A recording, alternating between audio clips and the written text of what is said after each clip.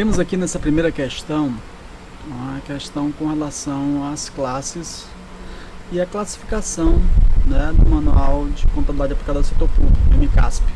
Então cabe aí uma leitura para a resolução dessa questão. Ela é de certa forma simples, mas de qualquer forma você precisa ter um conhecimento para que possa respondê-la. Apesar de que, mesmo sem ler, dá para matar de certa forma.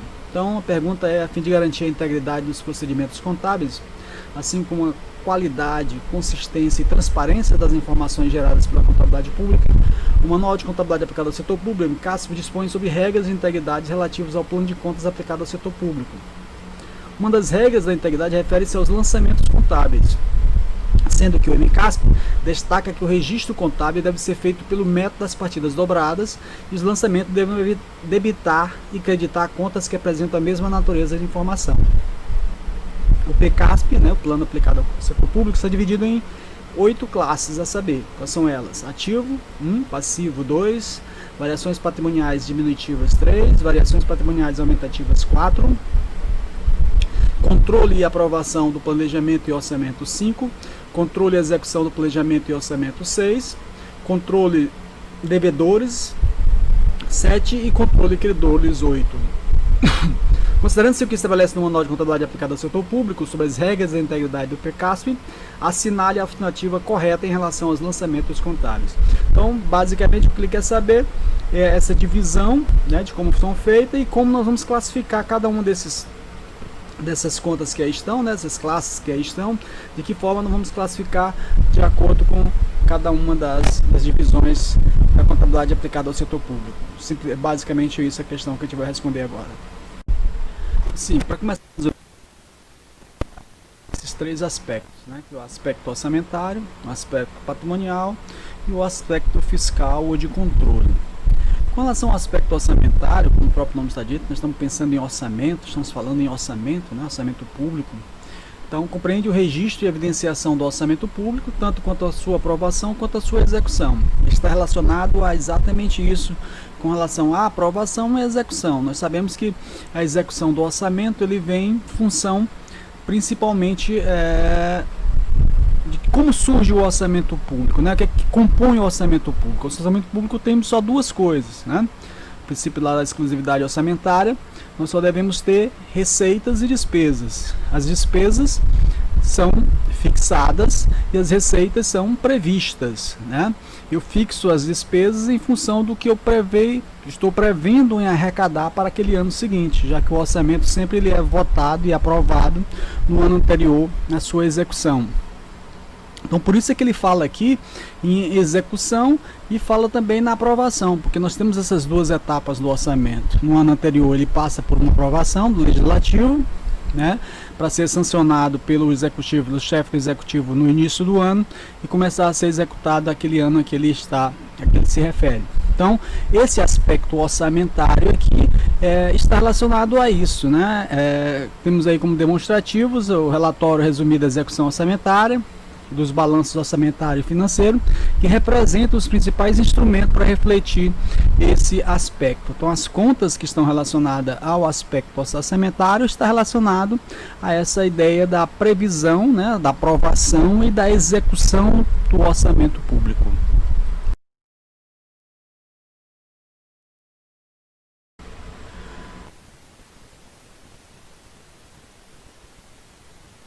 Lá no orçamento nós estávamos nos referindo à execução orçamentária. Aqui eu vou estar registrando, né, compreende o registro e evidenciação da composição patrimonial do ente público. Então, o que compõe o patrimônio do ente público, né? Nós vamos ter direitos, obrigações, né, os bens.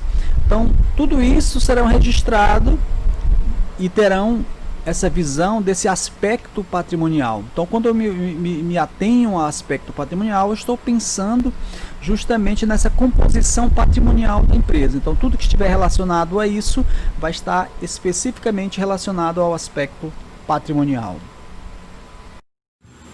O aspecto fiscal, ele tem a ideia e compreende a apuração da evidenciação por meio da contabilidade dos indicadores estabelecidos na Lei de Responsabilidade Fiscal. Sabemos que a Lei de Responsabilidade Fiscal ela veio fazer o controle sobre ações dos gestores públicos, né? Evidenciando as suas ações e a possibilidade e a utilização dos recursos públicos, né? Que possa aí maximizar esses resultados aí. Então, através do relatório da gestão fiscal, do relatório resumido da execução orçamentária, temos a possibilidade de evidenciar essas ações dos gestores dos recursos públicos, né?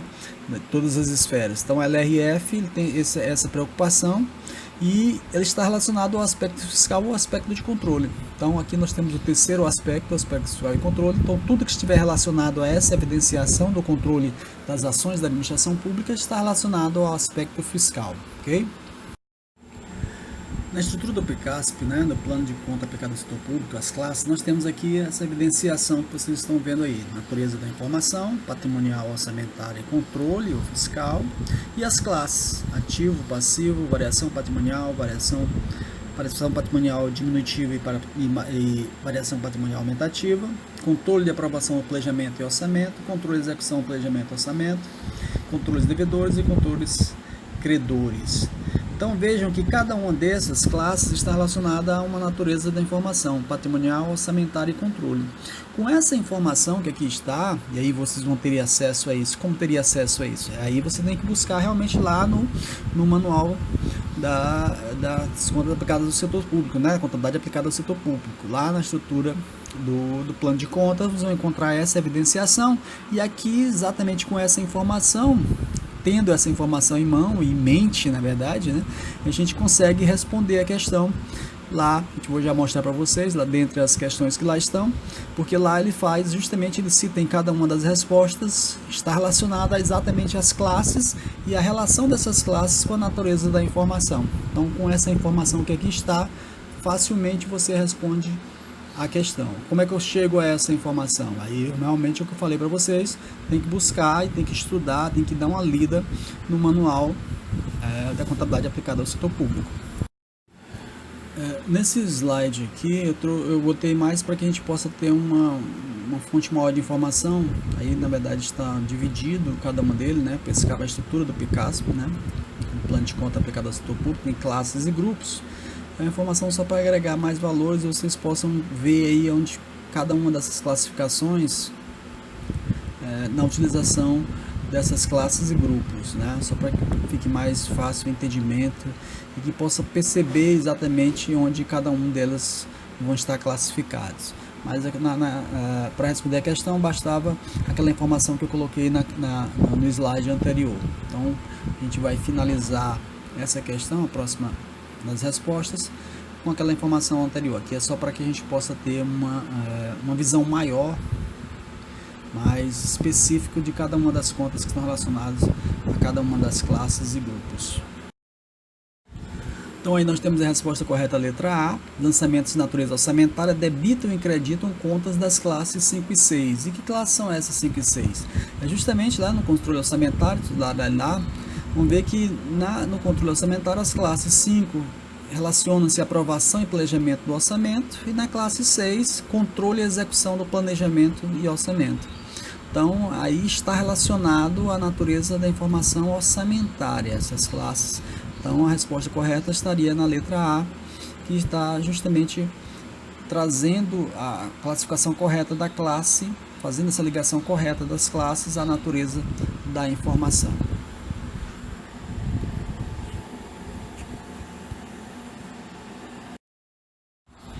Na segunda questão, nós temos aí uma questão sobre depreciação, né? Uma prefeitura adquiriu 10 ambulâncias no valor total de 660 mil.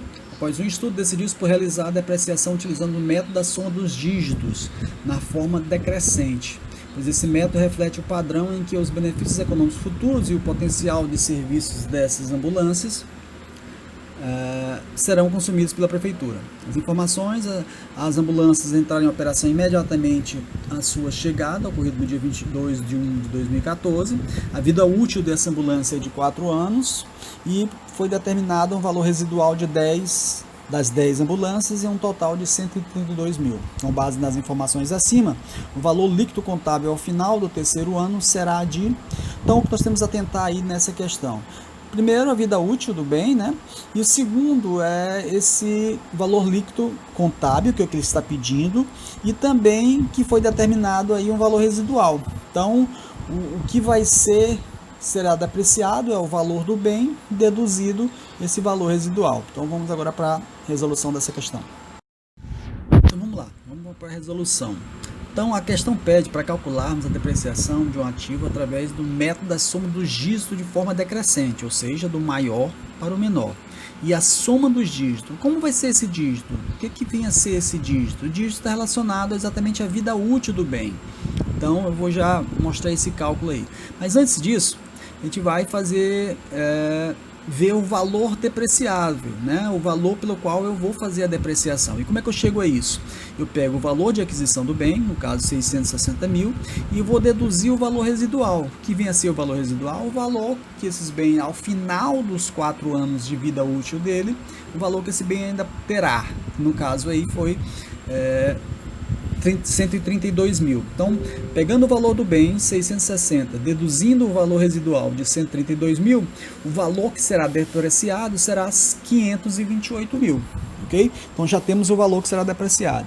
E como é que a gente vai calcular para saber a soma dos dígitos? Dígitos, na soma dos dígitos, de forma decrescente, vai vir em função da vida útil do bem. No caso, são 4 anos. Então, eu pego 4 mais 3, mais 2, mais 1, igual a 10. Então, eu chego à soma dos dígitos, no valor número de 10, fazendo a dedução, contando lá pelo tempo de vida útil do bem, que no caso aí foram 4 anos. Ok? Então, percebe-se que a contagem e o prazo acumulado depreciado, ou seja, a conta da depreciação começa grande e vai diminuindo no decorrer do tempo, né? Como ele está pedindo aí, isso a gente precisa estar atento, ele está pedindo ele quer saber o valor no terceiro ano. Então, no terceiro ano eu vou pegar 4 mais 3 mais 2, eu vou deduzir, não vou considerar o último ano, que seria o 1, vou considerar só esses 3 anos, que seriam o valor pelo qual ele estava me pedindo. Então, eu vou já passar para vocês aqui, um pouco mais detalhado, como se fazer esse cálculo no slide seguinte, ok? Então, como vocês estão vendo aí, como é pela forma decrescente, a gente começa do maior para o menor. Então, começamos lá 4, 3, 2, 1. Então, eu pego o 4, né, que seria o quarto ano, divido por 10, que é o total da soma dos dígitos, né? Lembra lá que nós fizemos 4 mais 3 mais 2 mais 1, deu 10. Então, eu pego o 4, divido por 10 e multiplico pelo valor que será depreciado, no caso aí 528. Achei para o primeiro ano o valor de 211. Faço o mesmo procedimento com o segundo ano, no caso aí seria 3 sobre 10, né? 3 dividido por 10, multiplicado por 528, acho 158.400. No terceiro ano, mesmo procedimento, 2 dividido por 10, vezes 528, achei 105 mil, né? 105.600. E o quarto ano, mesmo procedimento, 1 sobre 10 multiplicado por 528, achei 52.800. Ok? Só que o que nós temos que atentar aí é que na verdade eu vou só ficar até o terceiro ano. Então eu vou somar o valor depreciado até o terceiro ano de 211 mais 158 mais 105. Ok? Então o valor contábil líquido foi 660 menos 475.200, que é 475.200? É a soma exatamente do primeiro, do segundo e do terceiro ano, soma os valores que foram depreciados nesses 3 anos. Então, o valor contábil líquido é a diferença entre o valor do bem deduzido o que foi depreciado até aquele período, no caso aqui até o terceiro ano. Então, eu teria um valor contábil líquido no final do terceiro ano de 184.800. Então, eu tenho que ficar atento a isso, porque na verdade ele não está pedindo o valor que foi depreciado até o terceiro ano. Se fosse essa a pergunta, o quanto foi depreciado até o terceiro ano, a resposta seria 475.200, mas ele não está pedindo isso, ele está pedindo o valor contábil líquido. E o que é o valor contábil líquido? É o valor do bem deduzido o valor que foi depreciado até aquele período, no caso aqui, até o final do nosso terceiro ano. Então, a resposta correta seria aí a 184.800, né? Que eu encontraria essa resposta aí lá na letra B, 184.800, que é o valor líquido contábil ao final do terceiro ano, ok? Vejam aí, nessa questão número 3, nós temos aí uma questão sobre as variações patrimoniais. Então, aqui não há como fugir de uma leitura do MCASP, né, que trata desse ponto específico com relação às variações patrimoniais, para que a gente possa firmar esses conceitos. Mas aqui para a nossa resolução, o que a gente tem que atentar? As variações patrimoniais, elas podem ser qualitativas e quantitativas. As variações qualitativas, como o próprio nome já está dizendo, elas não trazem nenhum tipo de alteração, não levam a nenhum tipo de alteração ao patrimônio líquido, diferentemente das variações quantitativas, que podem afetar o patrimônio líquido, seja positivamente, seja negativamente. Quando é positivamente, nós temos uma variação patrimonial aumentativa. Quando é negativamente, nós temos uma variação patrimonial diminutiva. Com essas informações, só com essas informações já é possível a gente responder essa questão aí, né? Na letra A nós temos as variações patrimoniais decorrentes de transações em que a entidade do setor público responde como fiel depositária de valores de terceiros e que afetam o seu patrimônio líquido. Não é só isso. O que seria por exemplo, esse exemplo que ele deu aqui, no setor público responde como fiel depositário? São os calções judiciais, por exemplo, né? Quando a administração pública recebe alguns recursos em forma de calções e que posteriormente, dependendo da situação, ela vai ter que devolver. Então ela é um fiel depositário desse recurso. Mas isso não é só isso que nós poderíamos classificar como as variações patrimoniais, né? Então essa primeira estaria errada. Letra C. Variações qualitativas são aquelas decorrentes de transações do setor público que alteram a composição dos elementos patrimoniais e aumentam ou diminuem o patrimônio líquido. Qualitativa não aumenta e nem diminui o patrimônio líquido, né? Na verdade, aí nessas qualitativas quando não isso ocorre, quando é um fato permutativo simplesmente, né? Então estaria errada. Na letra D nós temos variações quantitativas, são aquelas decorrentes de transações do setor público que alteram a composição dos elementos patrimoniais sem afetar o patrimônio líquido.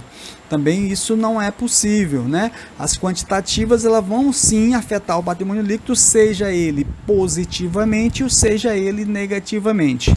Ou seja, quantitativas, as variações serão variações aumentativas ou diminutivas, diminuindo ou aumentando quem? O patrimônio líquido. Então, dessa forma também a letra D não estaria correta. Então, a resposta correta estaria na letra A. Variações patrimoniais são transações que promovem alterações nos elementos patrimoniais da entidade do setor público, mesmo em caráter compensatório, afetando ou não o seu resultado. Por que afetando ou não o seu resultado? Porque essas variações patrimoniais poderão ser qualitativas ou quantitativas. Quando forem qualitativas, elas não vão afetar o resultado, só as quantitativas. Então nós teríamos aí a resposta correta na letra B, uma questão simples, mas que exige uma certa atenção e também ter em mente os conceitos de variações patrimoniais e quantitativas e qualitativas e as variações aumentativas e diminutivas. Vale aí uma leitura no MCASP com relação a isso, uma questão que costuma cair, tenho visto que caiu sempre aí nas últimas provas. Então cabe aí uma leitura no MCASP com relação às variações patrimoniais.